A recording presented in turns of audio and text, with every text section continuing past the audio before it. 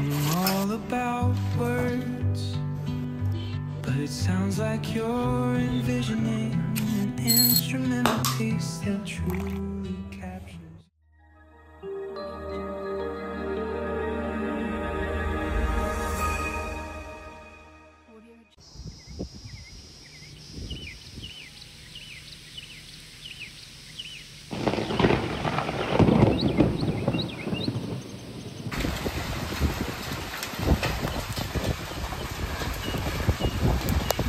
Hello hi welcome back to our channel Sushma sweet home. ఇవాళైతే మరో morning routine బ్లాగ్తో మీ ముందుకైతే వచ్చేస్తాను అనమాట. ముందుగా అందరికీ గుడ్ మార్నింగ్ అండి. అందరూ ఎలా ఉన్నారు, ఏం చేస్తున్నారు అనేది కామెంట్ సెక్షన్లో షేర్ చేయండి. అండ్ ఇవాళ మార్నింగ్ కిచెన్లోకి అయితే వచ్చేసాను. ఇవాళ డే అంతా కూడా కొంచెం అంత పెయిన్ఫుల్గానే స్టార్ట్ అయింది. అది ఎందుకు అనేది కంటిన్యూషన్లో చెప్తాను. ఇక మార్నింగ్ కిచెన్లోకి అయితే వచ్చేసాను. కిచెన్లోకి రాగానే ఇంకా బానుకి లంచ్ బాక్స్ అయితే ప్రిపేర్ చేస్తున్నాను అనమాట. ఇవాళ వాడు లంచ్లోకి స్వీట్ కార్న్ అండ్ పన్నీర్ వేసి ఫ్రైడ్ రైస్ లాగా చేసేస్తున్నాను అనమాట. మంచి ఫ్లేవర్డ్ రైస్ అండి. ఇది నిజంగా చాలా బాగుంటుంది. ఆల్రెడీ ఒకసారి చేస్తున్నాను, ఇది సెకండ్ టైం అనమాట. నేను చూస్తున్నారు కదా, ఇక్కడ వెల్లుల్లి రెబ్బలన్నీ కూడా ఇలా చిన్నగా కట్ చేసుకోవాలి.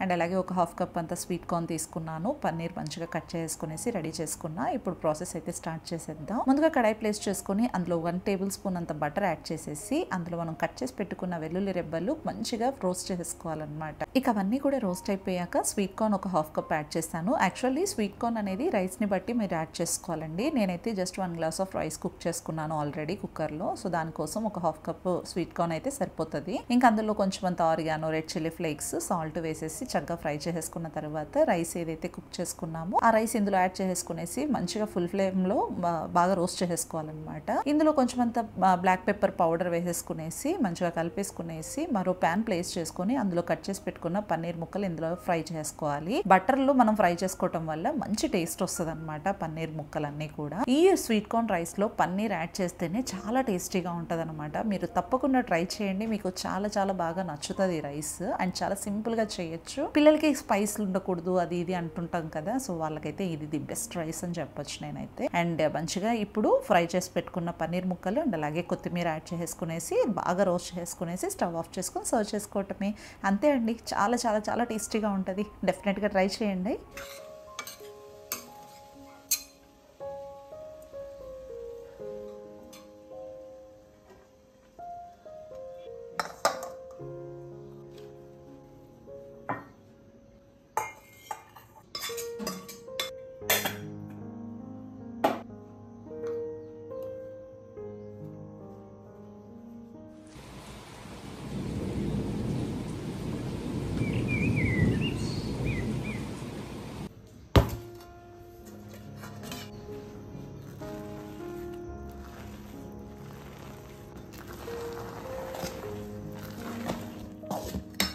ఇక బ్రేక్ఫాస్ట్కి అయితే రాగి దోశ ప్రిపేర్ చేద్దామని చెప్పేసి లాస్ట్ డేనే బ్యాటర్ అంతా కూడా రెడీ చేసేసుకున్నాను. మార్నింగ్కి చక్కగా ఫర్మెంట్ అయిపోయింది. చాలా టేస్టీగా ఉంటాయండి రైస్ దోశ కన్నా రాగి దోశ చాలా బాగుంటాయి. దానికోసం నేను ఇక్కడ రాగి పిండి వేసేసుకునేసి అందులో కొంచెం అంత సాల్ట్, వాటర్ యాడ్ చేసుకునేసి మంచిగా మిక్స్ చేసుకునేసి నేను ఐరన్ ప్యాన్ మీదే చేస్తున్నాను అనమాట. ఆల్రెడీ నాన్ స్టిక్ ప్యాన్ మీద ఒకటి చేసి ఫెయిల్ అయిపోయాను అనమాట. ఏంటంటే స్టిక్ ఆన్ అయిపోతుంది, అది నాన్ స్టిక్ అంతా కూడా రిమూవ్ అయిపోయినట్టు అనిపిస్తుంది నాకైతే. ఇంకా దానిలో ఎందుకులే అని చెప్పేసి ఆ స్టార్టింగ్ దోశ పడేసాను అండ్ అలాగే ఆ ప్యాన్ కూడా పక్కన పెట్టేశాను. అండ్ ఇక్కడ పల్లి చట్నీ కూడా రెడీ చేసుకునేసి ఇంకా దోశలు అయితే చిన్ని దోశలు చేస్తున్నాను. నాన్ స్టిక్ ప్యాన్ మీద చేయడం వల్ల పేపర్ దోశలు వచ్చేస్తాయండి. ఇందులో అయితే చాలా సాఫ్ట్ గా వస్తాయి అంతే, ఇంకా అంతకు మించి డిఫరెన్స్ ఏం లేదు. టేస్ట్ అంతా కూడా చాలా బాగుంటది. ఇంకా బానుకి సర్వ్ చేసేసాను అండ్ అలాగే ఇక్కడ బాక్స్ పెట్టేస్తున్నాను. బాక్స్ కట్టే ముందు రైస్ అంతా కూడా చల్లారబెట్టి ప్యాక్ చేస్తున్నాను. అప్పుడైతే ఆఫ్టర్నూన్ వరకు చాలా బాగుంటది, టేస్టీగా ఉంటది అనమాట.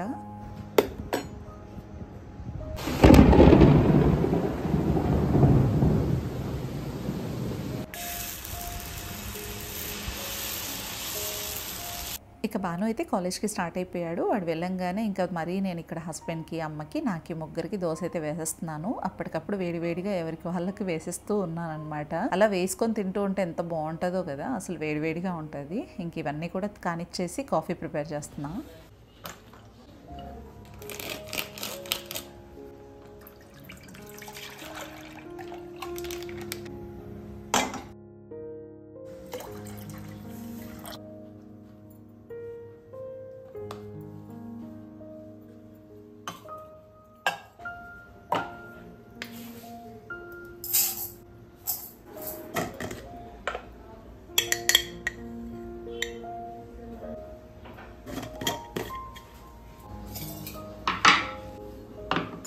ఇవాళ సాటర్డే అనమాట. సాటర్డే అంటేనే ఇల్లంతా క్లీన్ చేసుకోవటం, పూజ చేసుకోవటం, ఈ హడావిడిని నాకు ఎక్కువగా ఉంటుంది. సో దానికోసం కిచెన్లో ఎక్కువ వర్క్ పెట్టుకోవట్లేదు.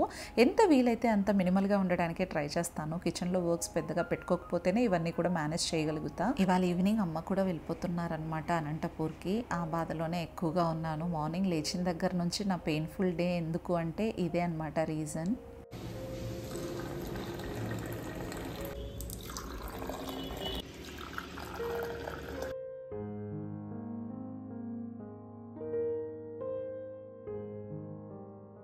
అమ్మ ఇన్ని రోజులు ఆయనకి హాస్పిటల్లో అడ్మిట్ చేయాల్సి వస్తుందేమో, సిచ్యువేషన్ ఎలా ట్యాకిల్ చేస్తానో ఏమో అన్న భయంతో నాతో పాటు ఇన్ని రోజులు ఉన్నారనమాట. ఇన్ని రోజులు ఉండడానికి మెయిన్ రీజనే అది. ఇంకా ముఖ్యంగా అమ్మకి రిటైర్మెంట్ అయ్యాక కొన్ని వర్క్స్ అయితే ఆఫీస్ వర్క్స్ ఉంటాయి కదా, అవన్నీ కూడా పెండింగ్లోనే ఉన్నాయి. అందుకోసం ఇంకా తను వెళ్లాల్సి వస్తుందన్నమాట. అక్కడికి వెళ్ళే వర్క్స్ ఉన్నాయి. సో దానికోసం ఇంకా వెళ్తాను అంటే సర్లే మమ్మీ వెళ్ళు నేను చూసుకుంటా అని చెప్పేసి పంపించేశాను అనమాట. ఇవాళ అమ్మ వెళ్తుందనే నాకు చాలా చాలా సాడ్గా అనిపిస్తుంది. ఎవరైనా సరే మనతో పాటు ఉండి ఉండి వెళ్ళిపోతున్నారంటే మనసంతా కూడా ఒకలాంటి అబ్సెన్స్లోకి వెళ్ళిపోతుంది కదా. నాకైతే ఆ డే అంతా కూడా అలానే అనిపించింది. ఇంకా అమ్మ వెళ్ళిపోయిందా, బాను డ్రాప్ చేయడానికి వెళ్ళాడు, ఇంకా అంతే. నాకు అసలు కళ్ళల్లో నీళ్ళు ఆగలేదు, ఒకలాంటి బాధ అంతే. ఇంక ఇక్కడ క్లీనింగ్ అంతా కూడా కంప్లీట్ చేసేసుకునేసి వచ్చేసాను పూజ గది దగ్గర. పూజ గది పైన వాటర్ ప్యూరిఫైర్ ఉండింది కదా, అదంతా కూడా రిమూవ్ చేసి ఇక్కడ స్టిక్కర్ అయితే స్టిక్ ఆన్ చేస్తున్నాం అనమాట. అది ఎందుకు అంటే ఇప్పుడు బాను ఇక్కడ ఓపెన్ చేస్తున్నాడు కదా, ఈ ఫోటో ఫ్రేమ్ అయితే మేము ఎప్పుడైతే విజయవాడకు వచ్చామో అప్పుడు మూవర్స్ ప్యాకర్స్ ప్యాక్ చేసిన ప్యాకింగ్ అనమాట. ఇది ఇప్పుడు ఓపెన్ చేస్తున్నాము. ఏంటంటే ఈ ఫోటో ఫ్రేమ్ అనేది కింద షెల్ఫ్ ఉంది కదా పూజా క్యాబినెట్ లో, పట్టట్లేదు అనమాట. అందుకోసం అసలు పెట్టలేదు. ఇప్పుడు ఈ ఫోటో ఫ్రేమ్ పూజలు అందుకోకపోతే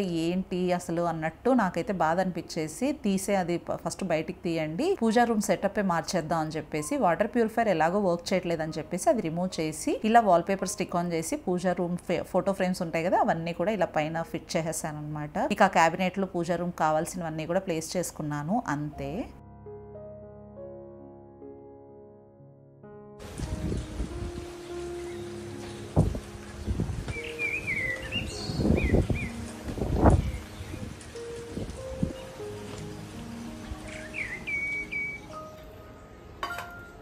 కింద క్యాబినెట్ కొంచెం పెద్దదిగా ఉంటే ఇంకా బాగుండేది. చాలా వరకు చాలా చిన్నది మాది. అసలు ఏదైనా కలశం పెట్టాలన్నా కూడా నాకు స్పేస్ ఉండదు, అంత చిన్న క్యాబినెట్ అనమాట. సో దానికోసం నా వల్ల కావట్లేదు అని చెప్పేసి ఇదంతా కూడా రిమూవ్ చేసి పైన పెట్టేసాం అనమాట. పైన ఫోటో ఫ్రేమ్ అయితే మనకు చక్కగా పడుతుంది. సో పూజలు అందుకోకుండా ఫోటో ఫ్రేమ్ అలా ఎత్తి పెట్టడం అనేది కరెక్ట్ కాదేమో అనిపించింది మనసుకి. అందుకోసమే ఇంకా అది తీపిచ్చేసి క్లీన్ చేయించేసి ఓవరాల్ సెటప్ అంతా కూడా చేంజ్ చేసేసాను అనమాట. అండ్ ఇక్కడ చూసారు కదా మొత్తం ఇంకా వెండి పాత్రలు అవన్నీ కూడా క్లీన్ చేసేసుకుంటున్నాను.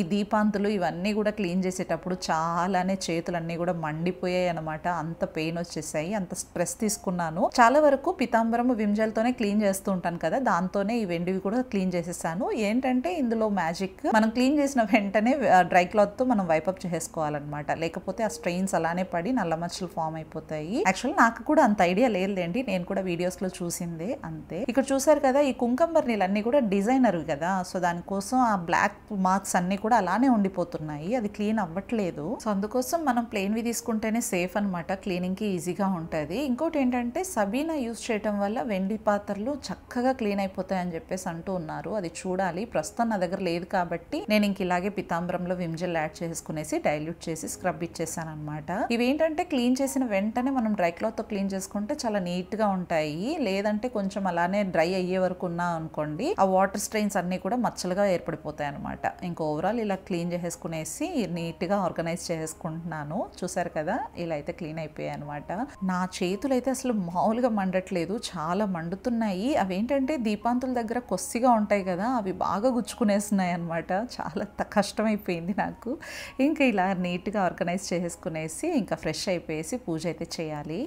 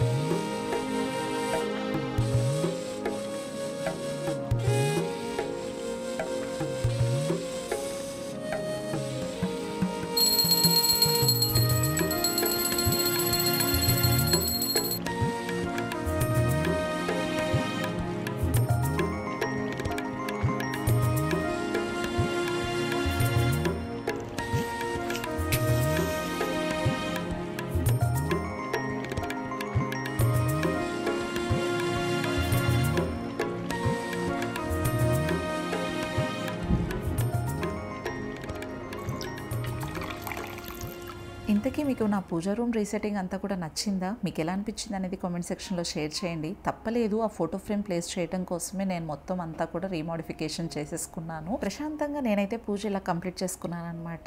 పూజ విషయంలో ఒక్కొక్కరు ఒక్కొక్కలాగా పూజ చేసుకుంటారండి. అది వాళ్ళ సిచ్యువేషన్స్ని బట్టి, వాళ్ళకు వచ్చిన దాన్ని బట్టి ఉంటదన్నమాట. మనం ఎవరిని జడ్జ్ చేయలేము. ఇలా ఎందుకు చేశారు, అలా ఎందుకు పెట్టారు అని మనం చెప్పలేము. ఎందుకంటే ఒక్కొక్కరు ఒక్కొక్క విధంగా చేసుకుంటూ ఉంటారు. కాబట్టి ఎవరైనా సరే ఫస్ట్ ఆఫ్ ఆల్ మనస్ఫూర్తిగా దేవుణ్ణి స్మరించుకొని ఎలా చేసినా కూడా దేవుడికి అందుతుందండి. మన మనసు క్లియర్గా ఉంటే చాలు దేవుణ్ణి స్మరించుకోవటానికి. మన మనసు సరిగా లేకుండా పూజ ఎంత చేసినా కూడా వేస్టే కదా. సో నా పర్సనల్ ఒపీనియన్ ఏంటంటే మనం ఎవరిని జడ్జ్ చేయకూడదు పూజ విషయంలో, అంతే. Today shout outs goes to with all due respect Shravya, Mohammed Basha, it's my amazing vlog, Sitareddy, Pendur Hema, Sirishareddy, Prasanna, Naramalli Neelima garu, Srivalli, Usharani, Sandhyarani, Divya simple vlogs, Kari Lavanya, Ayaan Khan, Shabana, Padmavathi, Bharathi, Anitha Eduru, Riyan Raj, Ammupriya, Rajeshwari Devi, Anitha Naidu, Sai Sindhu talks and vlogs, సయదాస్ట్రా, రష్మిత రాణి, పావని, లక్కీ చిన్ని, ప్రియాంక ప్రియ, సౌమ్య, ఓబుల నరసింహారావు గారు. మీ ప్రీషియస్ టైం ని కేటాయించి నాకు కామెంట్ చేసిన ప్రతి ఒక్కరికి కూడా పేరు పేరున చాలా చాలా చాలా థ్యాంక్స్ అండి. సో చూస్తున్నారు కదా, ఇక్కడ అమ్మ అయితే స్టార్ట్ అయిపోయారు. ఈవినింగ్ 7:30కి అలాగా బయలుదేరుతున్నారు అనమాట. ఇక బాను అయితే డ్రాప్ చేయడానికి బయలుదేరిపోయాడు. వాడి ఇద్దరు కలిసి ఓలా ఆటో బుక్ చేసుకొని బయలుదేరిపోయారు అనమాట. ఇక వాడు బస్ ఎక్కిచ్చేసి తిరిగి వచ్చేస్తాడు. నైట్ అయితే ఫుల్ వర్షం అనమాట, చూస్తున్నారు కదా, థండర్స్. సో అదండి, ఇంతటితో ఈ వ్లాగ్ అయితే ఏం చేస్తున్నాను. వ్లాగ్ మీకు నచ్చిందని అనుకుంటున్నాను. నచ్చితే like, share and subscribe. Thanks for watching. See you soon. Take care.